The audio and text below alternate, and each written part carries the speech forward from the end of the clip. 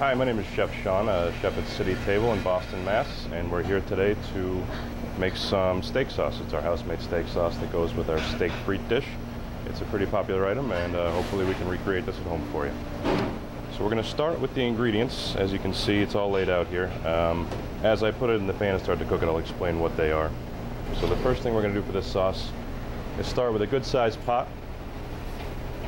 Get it on a medium to high heat with a little bit of canola oil inside. We'll start with our onions. This is about 3 cups of chopped onions. That goes in. Saute them down a little bit. We'll add to that about a tablespoon of chopped garlic. Just want to sweat them down. Not a whole lot of color goes on here. We're not trying to get any caramelization. Just cook it down a little bit to soften them up. Let that go for a sec. Also got about 3 cups of button mushrooms. They're just cut in half. Those go right in. Mushrooms are a great addition to a sauce like this. They add a nice earthiness. Umami is the new catchphrase for this. Just gives it a little body as well to thicken up the sauce. Let them cook down for a minute. The rest of the ingredients here, we have some golden raisins. These are going to add a nice sweetness to the sauce with a little bit of tartness as well. Some brown sugar. This is about 2 cups of balsamic vinegar.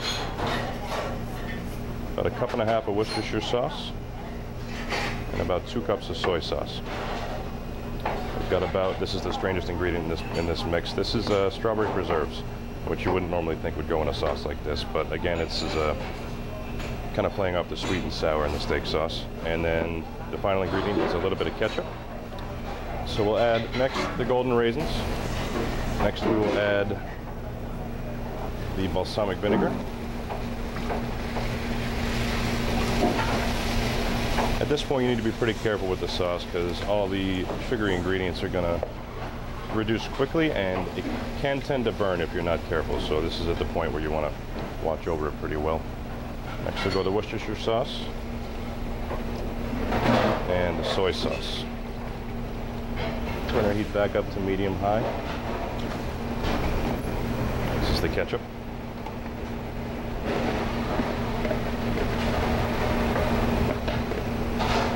And lastly is the jam. We'll bring that back up to a boil. We reduce it down by about 1/5. You just want all the flavors to come together. And we add, the last thing is going to be a little bit of veal stock. Now, veal stock is something we use in professional kitchens because we have the space and the time to make it. If you don't have the space or the desire to make it at home, you can always use a little bit of beef base or beef bouillon dissolved in some water. That'll do the same thing. It just adds a little bit of richness, earthiness, and thins the sauce out a little bit. So that's the last thing to go in is the veal stock. Alright, so let's pretend that 20 minutes has passed. Here's our sauce as cooked down. I have to the left here the finished version. To get from this stage to this stage, all that's done is this sauce needs to be pureed or blended. In this kitchen we use an immersion blender, which is a big stick with a motor on top and a blender on the bottom.